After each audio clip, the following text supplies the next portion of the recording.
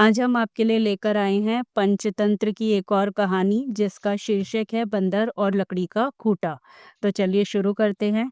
एक बार की बात है, किसी शहर के पास एक बड़े मंदिर का निर्माण कार्य बहुत ही जोरों पर हो रहा था। उस निर्माण कार्य में बहुत संख्या में मजदूर लगे हुए थे। वहां पर लकड़ियों का काम अधिक होने के कारण लकड़ी चीरने के लिए अधिक मजदूर थे। वहां पर चारों तरफ लकड़ियों के लट्ठे बिखरे पड़े थे। लट्ठे और शहतीर चीरने का काम वहां पर हो रहा था। सभी मजदूरों को दोपहर के समय का भोजन करने के लिए जाना होता था। जब सभी मजदूर भोजन करने के लिए जाते थे, तब वहां पर कोई नहीं होता था। एक बार जब खाने का समय हुआ, तो सभी मजदूर खाने के लिए चले गए। वहां पर एक लकड़ी का लट्ठा आधा चीरा हुआ रह गया था। उस आधे चीरे हुए लकड़ी के लट्ठे में मजदूर ने एक कीला फंसा दिया था। मजदूर ने ऐसा इसलिए किया क्योंकि वापस जब काम शुरू हो, तो उसमें आरी को आसानी से घुसाया जा सके। उस समय वहां एक बंदरों का झुंड उछल कूद करता हुआ आया। उस झुंड में एक शरारती बंदर भी था, जो बिना कारण ही सभी चीजों को छेड़ता रहता था। हर तरह की शरारत करना उसकी आदत बन गई थी। बंदरों के झुंड के राजा ने सभी को यह आदेश दिया कि वहां पर पड़ी चीजों को कोई भी नहीं छेड़ेगा। राजा के आदेश के अनुसार सभी बंदर पेड़ों की तरफ मुड़ गए।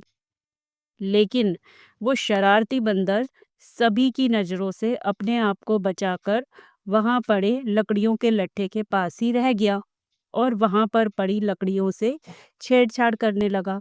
अचानक से उस बंदर की नजर वहां पर पड़े आधे चीरे हुए लकड़ी के लट्ठे पर पड़ी। वह उस लट्ठे पर जा बैठा और लट्ठे के बीच में दिए गए कीले को देखने लगा। कीले को देखते देखते उसकी नजर वहां पर रखी आरी पर पड़ी। उसने आरी को उठाया और वहां पर पड़ी लकड़ियों पे रगड़ने लगा। जब आरी को लकड़ी से रगड़ा गया, तो उससे किरकिर की आवाज निकलने लगी। जब उसने ये आवाज सुनी, तो उसे गुस्सा आ गया और आरी को वहीं पर उसने पटक दिया। किरकिर की आवाज का बंदरों की भाषा में निखट अर्थ होता है। फिर वापस उसी लट्ठे के बीच फंसे कीले को देखने लगा। देखते देखते उसके मन में कौतूहल हुआ कि यदि इस कीले को इस लकड़ी के लट्ठे के बीच में से निकाला जाए तो क्या होगा। शरारती बंदर कीले को बाहर निकालने के लिए अपना जोर लगाने लगा।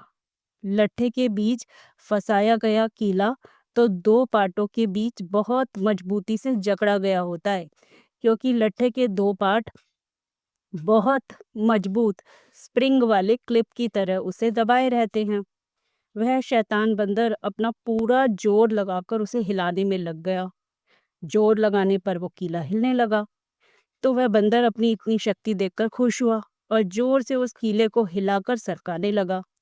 इस धींगा मुश्ती के दौरान बंदर की पूंछ लकड़ी के लट्ठे के दो पार्टों के बीच में आ गई थी, जिसका उस बंदर को पता ही नहीं लगा। ऐसा करते करते वह उत्साहित हुआ और जोर से एक झटका लगाया। झटका लगाते ही वो कीला बाहर आ गया और दो चीरे हुए भाग एक क्लिप की तरह आपस में जुड़ गए और इन दो पार्टों के बीच में बंदर की पूंछ आ गई।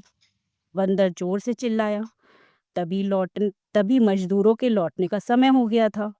उसने मजदूरों को आते हुए देखा और भागने के लिए जोर लगाया। जोर अधिक लगाने के कारण उसकी पूंछ टूट गई। वह चीखता हुआ अपनी टूटी हुई पूंछ को ले भागा। तो इस कहानी से हमें क्या शिक्षा मिलती है? इस कहानी से हमें ये शिक्षा मिलती है कि हमें ना तो दूसरों की चीज़ों के साथ छेड़छाड़ करनी चाहिए और ना ही उनके काम में दखल अंदाजी करनी चाहिए। ऐसा करने से हमें ही नुकसान होता है। तो जिज्ञासा और शरारत दोनों ही परेशानी का कारण बन सकती है। तो अगर आपको ये कहानी पसंद आई हो तो लाइक और सब्सक्राइब करें। मिलते हैं आपसे अगली कहानी में। धन्यवाद।